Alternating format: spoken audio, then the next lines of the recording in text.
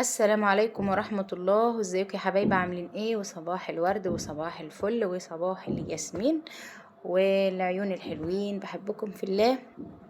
معاكم سمورة العمدة. وصلوا على سيدنا النبي محمد واذكروا الله وقولوا لا إله إلا الله ولا حول ولا قوة إلا بالله. بحبكم في الله. فيديو جديد ويوم جديد. وطبعا يا حبايبي الفيديو ده كان بقاله أكتر من أسبوع، تمام. والفيديو ده كان يوم صبت سوسو أختي. طبعا اللي سمع الفيديو عند سوسن، زي ما انتوا شايفين كده، احنا صحينا الصبح بدري الساعة 5:30 نروح لأختي الفجر. بصراحة صعب علينا حبيب ابني، فاتأخرنا شوية للساعة 6 كده، وبعدين مشينا برضو كانت الناس كلها نايمة. حتى حب كان لسه مصهين كده ونايم. وطبعا كانت الناس لسه بادئة تصحى وتقول يا فتاح يا عليم يا رزاق يا كريم، كل واحد يروح على أشغاله. وطبعا في اليوم ده كان عندنا سوق، وأنا طبعا ما روحتش السوق في اليوم ده، بس رحت عشان أقف جنب أختي. طبعا سوسو أختي كانت بتصب، يعني بتعمل بيت جديد، وبتصب الصبة بتاعته يعني السقف. ربنا يا رب يجعله قدم السعد عليها وعلى أولادها، وعقبالكم جميعا وعقبالي يا رب العالمين لما أعمل بيت كده لولادي. اللهم أمين يا رب العالمين. مفيش حاجة بعيدة على ربنا يا ولاد. كل شيء مكتوب هنشوفه، كل شيء مكتوب هنجراه، والحمد لله على كل حال. واحنا الحمد لله في نعمة احسن من غيرنا بكتير. طبعا انا كنت في الوقت ده رحت لسوسو اختي زي ما انتم شايفين كده، وكانت تاخدني مقطع على التليفون. طبعا انا بصراحة كنت قاعدة وراها بس ما بعملش اي حاجة، لان البنات بناتي اسماء بنتي والاء كانوا عندها من يومين ثلاثة قبل الصبة، وكانوا بايتين وكانوا مخلصين معاها كل حاجة بالليل. ربنا يا رب يخليهم لي، البنات المؤنسات الغاليات يا حبايبي. طبعا ربنا يحفظ أولادنا جميعا ويستر على جميع الولاية. طبعا يا حبايبي مش شرط على فكرة الستر ان هو يكون الجواز بس، يعني تمام. لا، الستر في كل شيء. الستر ان تفضل البنت الحمد لله صحتها كويسة، سمعتها كويسة، طيبة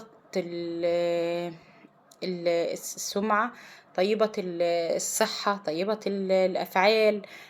في أي مكان الإنسان يتشرف بيها. يعني مش شرط الزواج يا حبايبي في كل شيء. وربنا يا رب يبعت الخير لكل الناس. بحبكم في الله. وطبعا أنا كنت قاعدة أرغي بصراحة في اليوم ده كده مع سوسو أختي، وهي قاعدة تقول لي يا سمورة انتي قاعدة يعني متعكننة ليه؟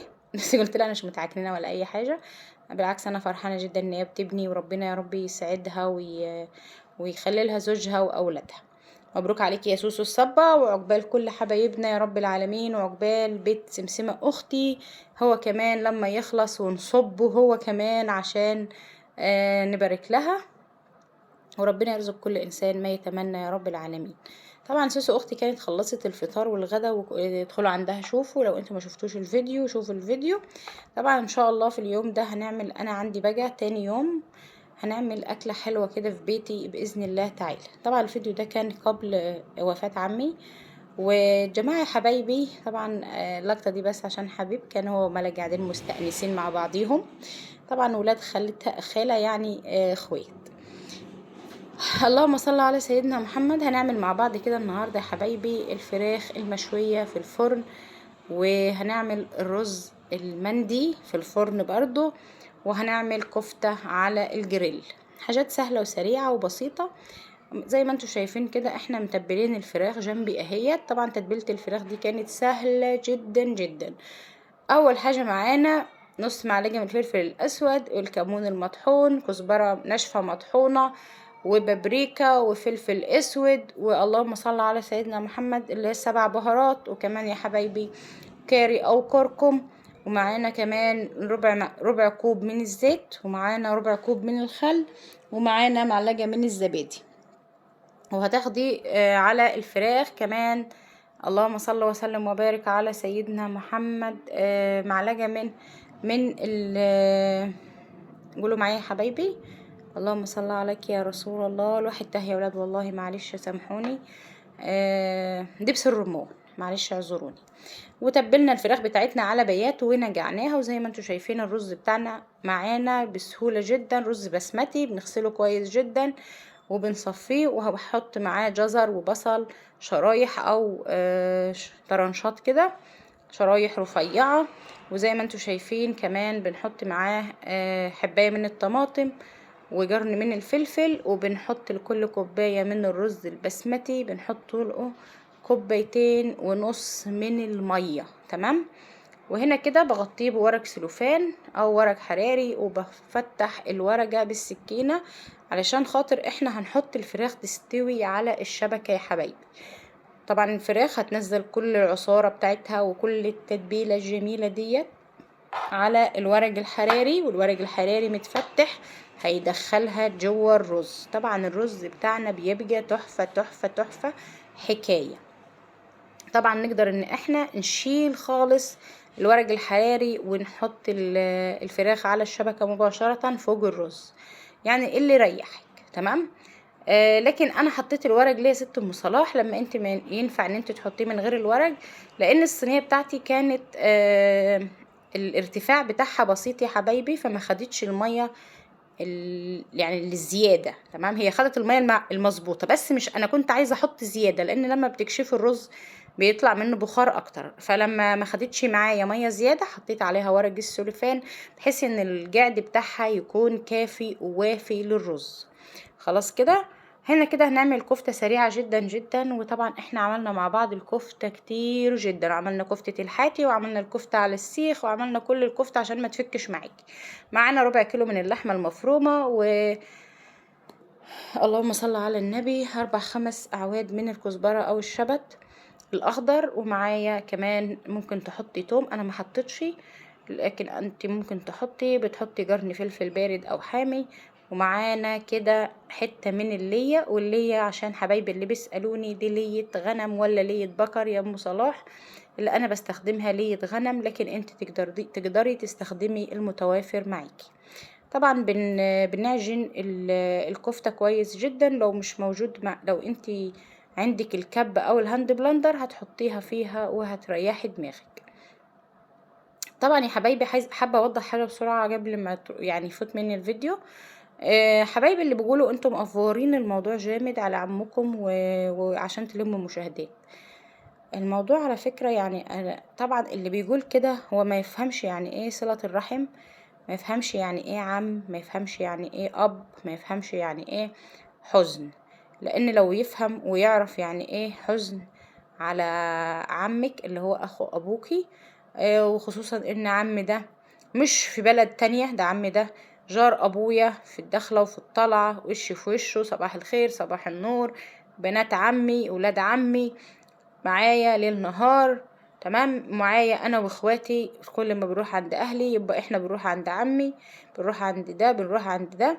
لكن هو ما يعرفش اي حاجة. اللي بيقول انتم مقفورين الموضوع عشان تلموا المشاهدات، انتوا اصلا ما كنتوش بتزوروا عمكم ولا كنتوا بتتعرفوا عليه. حابة اقول لحضراتهم يعني اللي هم بيقولوا التعليقات دي، ربنا يهديكم، ربنا يهديكم، وانتوا صعبانين عليا، لان انتوا حتى صلة الرحم مش خليتوا لها مكان. فلا حول ولا قوة الا بالله العلي العظيم، وحسبي الله ونعم الوكيل. مش هنقول اكتر من كده. الحياة مش مشاهدات زي ما انتوا فاهمين وزي ما انتوا. على فكرة انتوا لو احنا بندور على المشاهدات، والله العظيم يعني لو بدور على المشاهدات انا شخصيا، لو بدور على المشاهدات انا عندي حاجات كتير جوا تجيب مشاهدات، لكن ما يلزمنيش. احنا الحمد لله بناكل لقمتنا بعرق جبيننا بالحلال، بنقدم محتوى حتى لو كان بسيط زي الطبخ، يمكن يفيد حد، يمكن حد يتعلم منه، يمكن اقول معلومة ما تكونش موجودة عند اي واحدة فينا. انا بتعلم من ناس كتير وانتوا بتتعلموا مني وانا بتعلم منكم. فالحياة تجارب والحياة مدرسة لغاية لما نموت. ارجو ان انا اكون وضحت الحته ديت ومحدش يزعل مني، وبحبكم جدا جدا وانتوا اهلي وعيلتي. ولو انتوا مش اهلنا وعيلتنا صدقوني احنا مش هنطلع لا ميتم ولا فرح ولا اي حاجه يا حبايبي، هنكتفي بالمحتوى اللي بنقدمه لكم فقط، لكن احنا بنحب نشارككم كل شيء.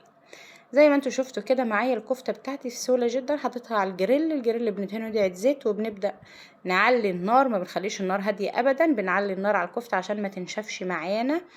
وزي ما انتوا شفتوا كده بنجلب الكفتة وبناخدها عشان نطلعها. هنا الفراخ بتاعتي كانت استوت وكمان نالت كده بسم الله ما شاء الله الدوب، يعني دابت يا حبايبي. بألف هنا وشفا لأولادي يا رب دايما، ما يحرمني منهم. أولادي وبناتي هما حياتي وهما رزقي، وعمري ابدا ما بجلج طول ما هما جنبي، وبتأكد ان ربنا مش بيسيبني ابدا ابدا. الحمد لله والشكر لله. زي ما انتوا شايفين كده ده الرز بتاعي بسم الله ما شاء الله. كمان كده عشان خاطر لولا واسماء حطيت له معلقه سمنه بلدي كمان، لان هما بيحبوا السمنه البلدي. طبعا حبايبي بقى ولازم ادلعهم. زي ما انتوا شايفين كده الفراخ بتتكلم عن نفسها والله، يعني هتنطق. وهنا كده حطينا كمان حبة خضرة على طبق، وحطينا الكفتة، وزي ما انتوا شايفين كده الأكل يفتح النفس. وعملنا طبقين سلطة. وبألف هنا وشفا لكل اللي هيجرب الوصفة، بألف هنا وشفا لكل حبايبي، وبألف هنا وشفا لولادي وبيتي وزوجي. والحمد لله الحمد لله حتى يبلغ الحمد منتهاه، إن ربنا أنعم عليا بنعم كتير جدا جدا. بحبكم في الله، والسلام عليكم.